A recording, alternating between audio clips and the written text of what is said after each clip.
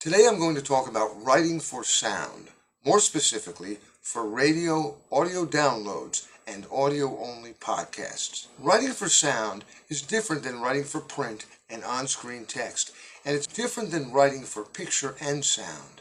So before getting into it, let's take a moment to point out the differences. The first big difference is the senses we're writing for. When we write for print or text-based media like web pages, we're writing for the eye.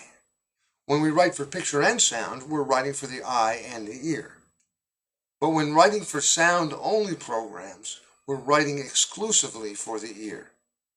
The second difference is in what I call reinforcement. Print and text-based media, they're static. They don't move or change until we ask them to change by turning a page. So where does reinforcement come in?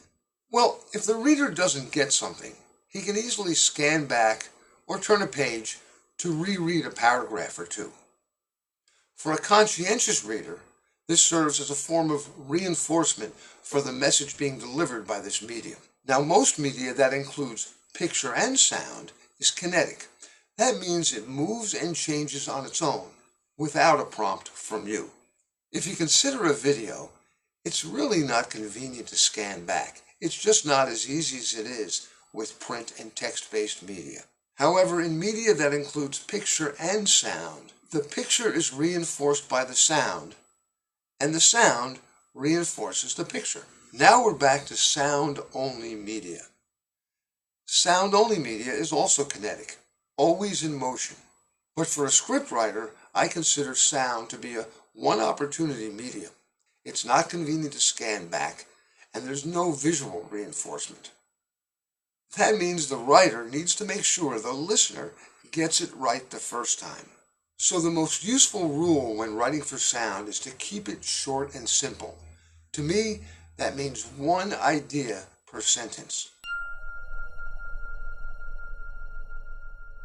To show you what I mean, let's jump to an example. I'll show you two different ways a writer can present the same pieces of information.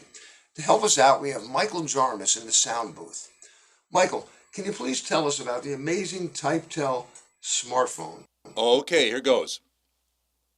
A standard feature of the TypeTel travel-ready smartphone, which also has a dual-function key screen that works as a QWERTY keyboard and a telephone keypad, is a teleportation feature that can transport you anywhere instantly. Thanks, Mike. We just heard 4 ideas in a single sentence. One idea is that the phone offers a dual-function key screen. A second is that the dual-function key screen works both as a QWERTY keyboard and as a telephone keypad. A third idea is that this smartphone has a teleportation feature, but that thought is split by a parenthetical phrase. And the fourth is that the teleportation feature can transport you anywhere instantly. That's a lot of information. 2 things in particular are worth noting. 1, the secondary features about the keyboard are stuffed into a parenthetical phrase. And 2, the phrase breaks up the information about the primary feature, which is the teleportation feature. So the primary feature isn't even mentioned until the end. It's quite a mess. So let's try it differently. This time we'll follow the rules I mentioned. Keep it short and simple, and have each sentence contain only one thought. Here's a new version, and this version uses 4 sentences instead of 1. And it runs about the same amount of time. Mike? A standard feature of the TypeTel travel-ready smartphone is the teleportation button. It can transport you anywhere instantly. Another standard feature is the dual-function key screen. It works as both a QWERTY keyboard and as a telephone keypad. Now that was pretty clear. We split the narration into 4 sentences, and each sentence contains a single idea. Let's go for an instant replay. A standard feature of the TypeTel travel-ready smartphone is the teleportation button. It can transport you anywhere instantly. Another standard feature is the dual-function key screen. It works as both a QWERTY keyboard and as a telephone keypad. The new version is about the same length as the original, but the clarity is much better. Now let's go to the computer to talk to three writers, Walt Kania, Udi Shorr, and Eric Herr. We're talking about writing for sound-only programs like radio, audio downloads, audio podcasts. To begin, can you please give us a rundown on the types of programs and media that you have written for professionally?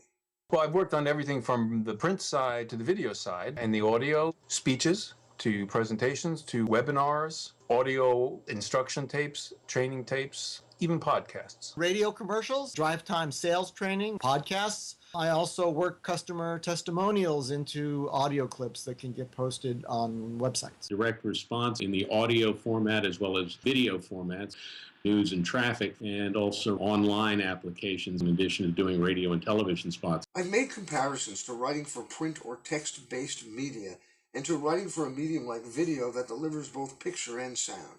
Can you please tell us a little about how you, as a professional writer, see the difference in writing for each of these types of media? When you have an audio track and a visual track, the visuals can draw attention to key points and help viewers mentally organize the content.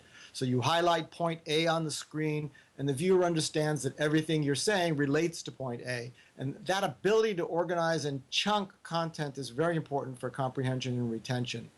That's harder to do when the presentation is audio only because it's much more linear. You're breaking the message into fragments and kind of feeding it to the listener one bit at a time, so they have to work harder at the other end to reassemble it into a coherent message. Writing for video, your words are not usually the main event. You are supporting the picture. You are filling in the picture. You are adding to the picture. When it comes to audio only, whether it's a speech, a podcast, a audio tape, the words are everything. For print, you have the luxury, I guess, of embellishing perhaps a little bit more than you ordinarily might for audio, for radio applications or television applications. When you're talking about print versus broadcast, there's a couple of distinctions here with regard to timing. People definitely have the luxury of being able to read at their leisure in printed publications such as a newspaper, any online magazine. In radio, typically the average newscast is about 2 minutes. So you always have to think again, conservation of words, and especially when you're writing for the ear and writing for audio. I've suggested that the most basic rules are to keep it short and simple. Can you tell us about some basic concepts that you feel will be useful to a non-writer responsible for supervising the scripting process? One of the things you could do, to use a food analogy, make your information available in bite-sized chunks so your audience can digest it more easily. When you're scripting, when you're developing the concept for audio only, you need to paint pictures entirely in the listener's heads only with what you say. I give them clear buckets to help them categorize and chunk the information as it comes in. I make it very clear when we finished one subtopic and gone on to another. The big key to me is simple words, concrete words, very simple sentences, very linear from here to there. I'm extra attuned to listener fatigue. I spend extra time pruning the script and trimming away any unnecessary words. There's no PowerPoint, there's no Jumbotron behind you, there's no handouts. It's strictly in what you say. I also repeat key points more than I might do in a video or a print piece. Repetition is the audio equivalent of italics or underlining. It's not always easy to take something high level and bring it down to something visual, but that's what the task is. On the idea of keeping it simple, my experience is that parenthetical phrases can be particularly difficult for someone listening to an audio-only program. This relates to the highly linear nature of audio-only programs. It's like you're behind a wall feeding the listener one bit of information at a time. They have to mentally reassemble that on their end into a coherent message. So to make that job as easy as possible, you don't want to mix up the order or give them extra work. You make the content as clean and straightforward as possible. In casual conversation, people use parenthetical expressions like crazy.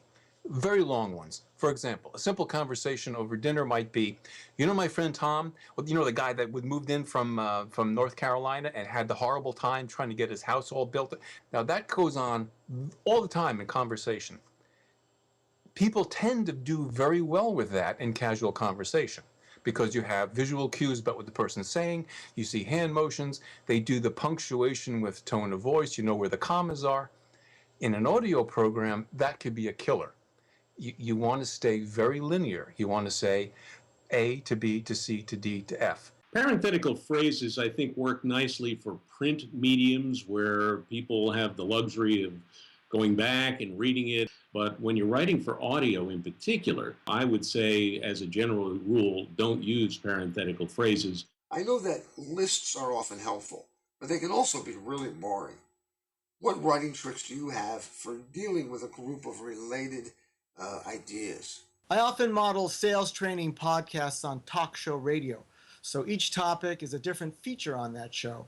I might have a cooking segment on the recipe for a successful sales call, and then a traffic report on how to avoid the roadblock of a common objection. So that's certainly one way. You can take a cue from the great orators, meaning what they used was something called parallel construction. When you say, as Churchill did, we shall fight on the beaches, we shall fight in the landing grounds, we shall fight on the mountains. You use a repetitive phrase. Martin Luther King did that all the time. I have a dream, XYZ. I have a dream, I have a dream. Instead of just giving a typical corporate speak list saying, we shall fight in the following locations: beaches, landing grounds, forests. It's a way of using your speech to keep the list coherent and to keep it all together in a context. What about the active voice? Would you please explain what that means and maybe provide an example and explain how to use it? An active voice might be, robbers stole $2,000 from the First National Bank earlier this afternoon. An example of a passive voice: the First National Bank was robbed of $2,000 today.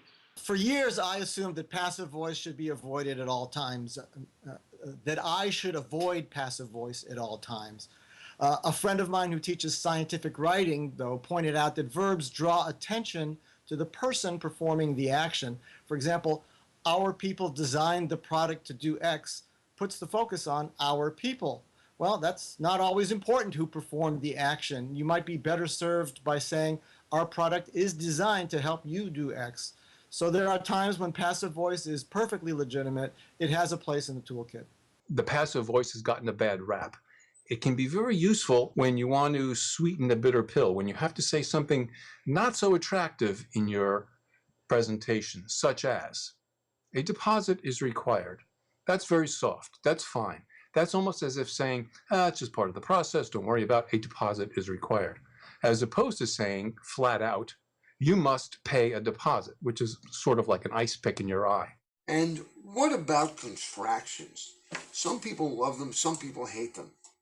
Can you please talk a bit about contractions and about how casual or formal language should be when you're writing on assignment? Given a choice, I'll almost always go for informal spoken language. That's how we're used to communicating. That's the easiest type of language to hear and decode. Occasionally, I'll go more formal for the purpose of emphasis, like that is not true, certainly has more weight and authority than that's not true. My general rule is if it sounds schoolmarmish, to use the full word, meaning do not, cannot, would not. If that sounds a bit formal and a bit stuffy, go with the contraction. As a general statement, I would say go ahead and use contractions because it's the way we typically would speak. The King's English would sound typically in audio anyway, anything audio or visual, a little bit stilted. What we haven't talked about is creativity. Can you provide an example of how you found creative ways to keep listeners paying attention when writing for presentations? Sound effects let you be incredibly creative in audio. 3 very simple things. 1, stay very concrete. Speak of things you can see, touch, and feel. Music in between segments. The comedian Stan Freberg once did a commercial where the narrator says, to demonstrate the power of radio, we've drained Lake Michigan and filled it with hot chocolate. And you hear all these sloshing sounds. Now the Royal Canadian Air Force is going to drop a giant cherry into it. And you hear the helicopters whoop, whoop, whoop, whoop, and a huge splash. And it's all done with 5 cents worth of sound effects. Even if you're giving instructions about how to reset the power on a server, for example, you say, look around the back, you will find a red button about the size of a cherry cough drop. That's what you use to reset the server. Music in between segments. Make each of the pieces of information you're presenting short and sweet, and perhaps have a little bumper, if you will, in between segments. So I've used sound effects in sales training scripts. I once did a sales rep who had fallen into a deep hole because he failed to use the approved sales aid. And you hear the EMT crews in the background working to rescue him. You have the bumping of the microphone as a reporter snakes it down into the hole to interview him about what went wrong. Also, remember to speak about people. It's very tempting to say things like, in today's fast-paced business environment, IT organizations must wrestle with multiple devices, multiple networks. That's dull. Talk about a plant manager struggling with a control system. Talk about a secretary trying to figure out how to get in touch with their boss by email. Make it human, which is far more interesting. I had done a talk show format for a benefits program, mixing up the information, keeping it short, using music to put in between the segments, oftentimes can be valuable little tricks of the trade. The third issue is to keep everything very concrete. Again, make everything talk about physical objects, things that people can picture in their brains. Don't talk about conceptual, abstract ideas. Those are very hard to grasp and very hard to get across in audio. So ironically, audio-only programs are more interactive than something you sit back and watch. They get listeners actively involved with painting the picture in their heads. Walt Kania, Udi Shorr, and Eric Herr, thank you. And thank you for watching.